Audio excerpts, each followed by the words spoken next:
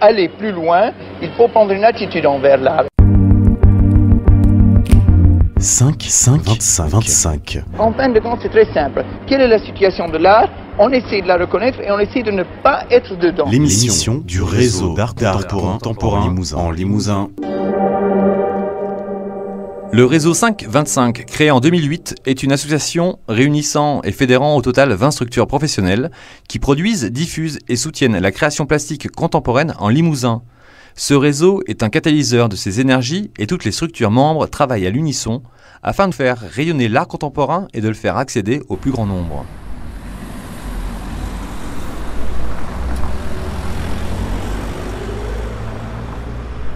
Alors là, on est rue Raspail. Alors la rue Raspail à Limoges, c'est une rue très ancienne qui relie toujours d'ailleurs, deux parties de la ville. La ville plus économique et puis la ville ancienne qui se trouve près de la cathédrale. En haut de la rue ici, on a toute la rue des Porcelainiers. Et puis au bas de la rue de l'autre côté, on accède en fait au vieux quartier de la cathédrale. Et donc c'est une rue assez passante. Et le lieu que nous avons, qu'on appelle galerie, mais nous on préfère lieu d'art contemporain, c'est en fait une galerie associative qui est animée par un petit groupe, une petite dizaine de personnes. On est une vieille association parce qu'on a 30 ans, plus de 30 ans. Et il y avait pas mal d'artistes et puis des personnes qui avaient d'autres activités.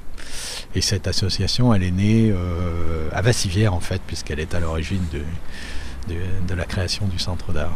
Mais on est installé ici, dans cette rue Raspail, depuis 12 ans. Alors la vitrine, on ne s'est pas trop fatigué quand même, la vitrine, parce que c'est un ancien magasin. Alors la vitrine, ça s'écrit en un seul mot, ce qui nous différencie un petit peu. Et puis on a un premier magasin, qui est une première salle, tout en longueur, avec une vitrine sur la rue.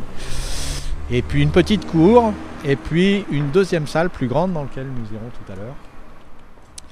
Et dans cet espace-là, on y développe plusieurs projets par an, 5-6 projets par an, plusieurs expositions, au moins 3, quelquefois 4 expositions, des projets plus modestes à côté, des projets de 2 jours, autour de la vidéo ou autour d'autres types de présentations. Et donc dans ces 5 à 6 projets par an, on en a un en ce moment qui est présenté, une exposition qui s'appelle Juste l'écho, qui rassemble en fait 3 artistes de générations différentes qui ont pour point commun d'utiliser la technique, le langage technique, la technologie, mais qui ont un autre point commun qui est de parler en fait d'une question de la présence, une question du vivant. Tous les 3 d'ailleurs ont à l'intérieur des pièces qui sont présentées et dans leur travail en général cette préoccupation extrêmement forte à la fois de travailler avec une écriture très technique et très technologique, quelquefois qui peut apparaître un peu froide, un peu distante, et en même temps d'avoir une quête, une recherche qui est à l'opposé de ça, qui est celle d'une représentation du vivant. Alors représentation, j'aime pas beaucoup le terme, parce que représentation, dans l'histoire de l'art, on voit toujours des images qui représentent quelque chose. Et en fait, ces 3 artistes, eux, procèdent, comme beaucoup d'artistes contemporains aujourd'hui, procèdent un petit peu différemment. Ils sont plus préoccupés par la présence de quelque chose que la représentation de quelque chose que l'on connaît.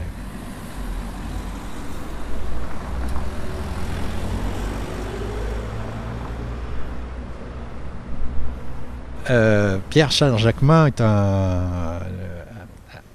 présente cette petite installation qu'on voit à travers la vitrine de l'extérieur de la rue. C'est un tout jeune artiste qui est sorti de l'école d'art de Limoges il y a 2 ans maintenant, qui a un très beau travail. C'est quelqu'un d'assez, on va dire, lunaire. Alors là, on a le son derrière, mais c'est intéressant parce qu'on va voir qu'à l'intérieur de l'exposition, justement, cette question du son qui accompagne la partie visuelle est extrêmement présente chez les 3 artistes. Ce garçon est un peu lunaire, mais dans tous les sens du terme, c'est-à-dire que c'est volontaire aussi de sa part. Il travaille sur des thématiques qui sont celles du cosmos, celles de... Et puis, dans la manière de faire, il y a aussi une partie nostalgique aussi, un peu des années 80. Et la pièce qu'on a sous les yeux, elle est typée par rapport à ça. C'est un petit moniteur.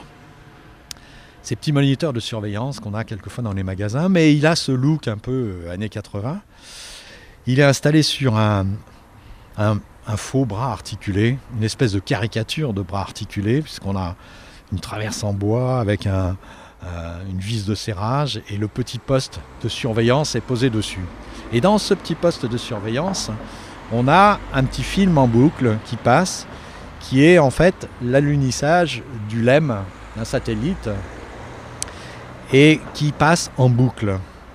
Alors, c'est très amusant parce que, en tout cas pour les gens de ma génération, quand on regardait la télévision à l'époque, elle avait cette qualité-là, ou cette absence de qualité. C'est-à-dire qu'on a une image qui est noir et blanc, un peu brouillée, etc. Mais du coup, on a une représentation très réaliste de la représentation de l'époque. Alors ça, c'est un élément de la pièce, parce qu'on va traverser l'exposition, et on verra tout à l'heure l'autre partie de cette pièce qui nous donne des clés de lecture de ce que l'on voit à l'extérieur de la vitrine. On finira là-dessus. Oui, ça. Très bien. Donc on rentre dans la vitrine.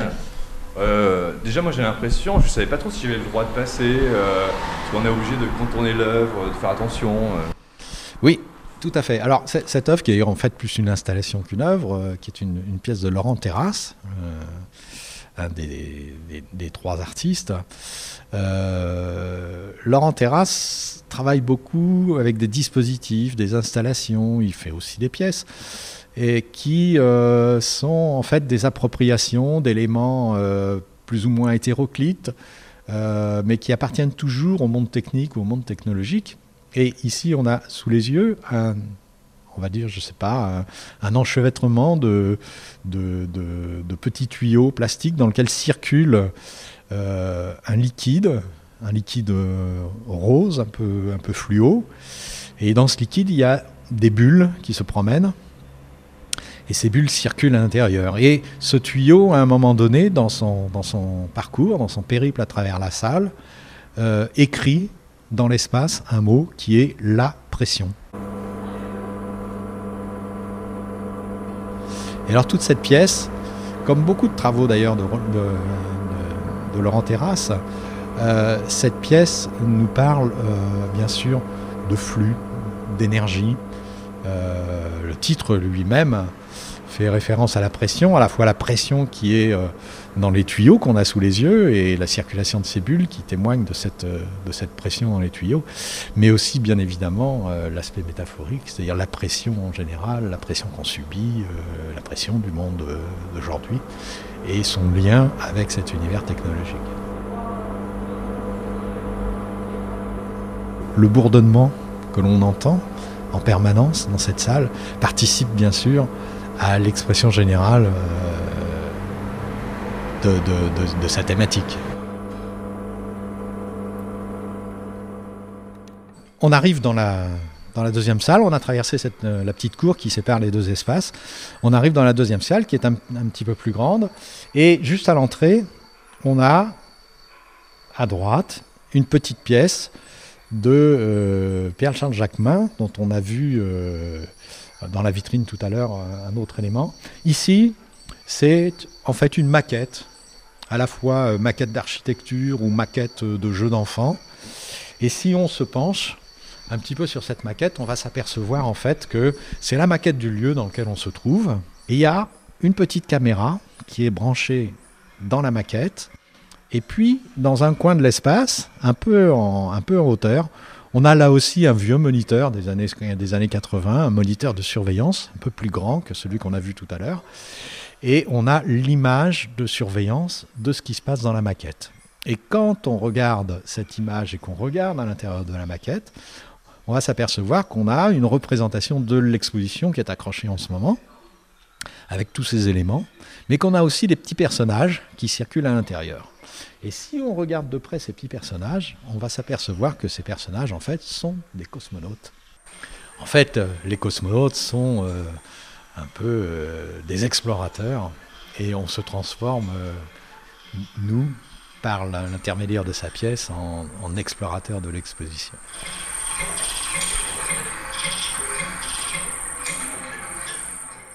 Au centre de l'espace, il y a une exposition de notre troisième invité qui est Bernard Pourrières, qui est quelqu'un qui a un parcours déjà important, qui vit et travaille à Marseille. Et il nous a proposé ici une pièce qui est une reprise. Enfin, il y a eu plusieurs variantes de cette pièce-là. Celle-ci a été réalisée spécialement par rapport à l'exposition que l'on voulait monter, et donc cette thématique du vivant. On entend le son que l'on entend, c'est le son de cette pièce. On a au centre de la pièce 6 éléments qui sont réalisés à partir de pieds de pieds de cymbales, ou de pieds de batterie, ou de pieds d'appareil photo, ou de pieds de trépieds. Et ces trépieds surélèvent à des hauteurs différentes des carrés blancs, des plaques blanches. Alors on en a qui sont très proches du sol, à un doigt ou deux du sol, d'autres à hauteur du genou, d'autres à hauteur de la hanche. Il y a posé, comme en équilibre dessus, ces carrés blancs qui sont en fait du polystyrène. Donc c'est ce matériau d'isolation qui a, on connaît tout ça quand on le prend, quand on le manipule, une sonorité un peu particulière. Une espèce de crissement quand on passe le doigt dessus. Et lui, il les a installés sur ces trépieds, et sur le dessus de ces carrés, de ces plaques de polystyrène, on a des haut-parleurs, mais qui sont à l'envers. Ça, c'est quelque chose d'assez intéressant dans cette pièce de Bernard Pourrières, c'est qu'il y a à la fois quelque chose qui part du sol, qui est élevé du sol, et ça, c'est presque un clin d'œil à la vieille... qui n'est pas si vieille que ça, mais à la tradition de la sculpture, où tout part du sol et tout est tentative d'élévation.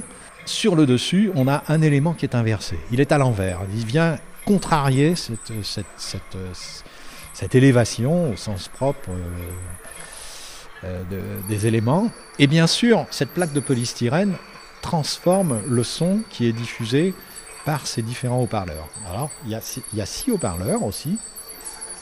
Et puis plus loin, on a deux amplis, deux générateurs avec des lecteurs qui sont aussi bien en évidence, qui font partie de l'œuvre, et toute une ramification de fils qui distribue en fait sur chaque élément ces sonorités, ces sons.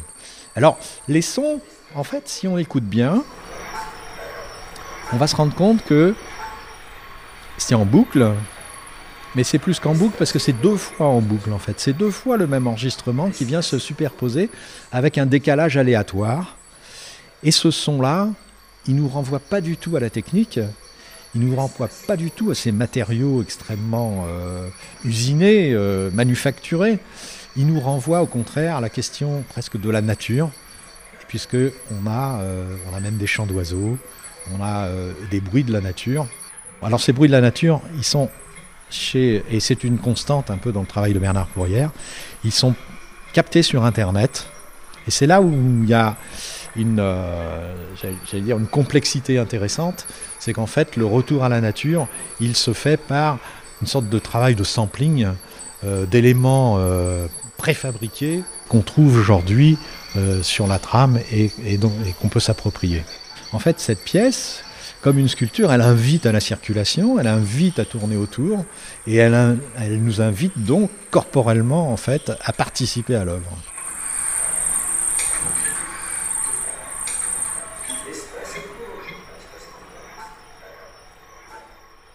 Alors là, on vient de quitter le centre avec cette pièce de Bernard Pourrières dont on vient de parler, et il y a une grande simèse, une grande cloison qui met à part un espace, un recoin en fait, entre guillemets, au fond de la salle. Et dans cet espace-là, qui est quand même un espace assez grand, on fait disons 5 enjambées sur 5 enjambées, on a une autre pièce de Laurent Terrasse. Alors elle est intéressante par rapport à celle qu'on vient de décrire parce que il y a quelque chose d'inversé par rapport à ça. On va essayer de regarder comment elle est faite. D'abord, on arrive et il n'y a pas de bruit. Il n'y a pas de bruit. Quand on s'approche un peu, il y a un petit déclic et puis il y a un gyrophare vert, de couleur verte, qui se met en route et qui commence à tourner. Et puis un autre élément qui lui aussi tourne, qui est une espèce de parabole, l'antenne, qui serait orientée sur on ne sait trop quel astre, en tout cas orientée sur l'espace extérieur, pas celui de la galerie. Au milieu, il y a un élément qui est une espèce de caisson. Ce caisson, il fait à peu près la taille humaine, horizontale. Il ressemble un peu à une gélule, ces gélules de médicaments qu'on pourrait... Il en a presque l'aspect de surface, il est extrêmement lisse, de couleur blanc. Il faut préciser que Laurent Terrasse fait les choses lui-même, c'est pas le cas de tous les artistes dans le champ de l'art contemporain, quelquefois le travail est délégué. Lui attache beaucoup d'importance à la réalisation des pièces. Or, c'est important de le dire ici parce qu'on a l'impression d'avoir une pièce extrêmement technique, encore une fois, presque industrielle, qui serait réalisée par des machines-outils. En fait, cette pièce est entièrement réalisée à la main. Elle est parfaitement lisse. Elle a cette qualité des carrosseries automobiles, ce blanc laiteux qui prend très brillant, qui prend la brillance. Et puis, sur le dessus de ce caisson, il y a une surface vitrée, également de couleur verte, comme une espèce de couleur qui serait destinée à filtrer des ondes ou des rayons. Et ce caisson, il est posé sur 2 barres qui reposent sur ce qu'on appelle des chandelles, qui sont des espèces de petits trépieds. On retrouve là un peu les trépieds de Bernard Pourrières qui se trouvent à côté, mais dans une utilisation complètement différente. Là, on est dans la stabilité. L'ensemble de la pièce est une pièce qui est repliée sur elle-même.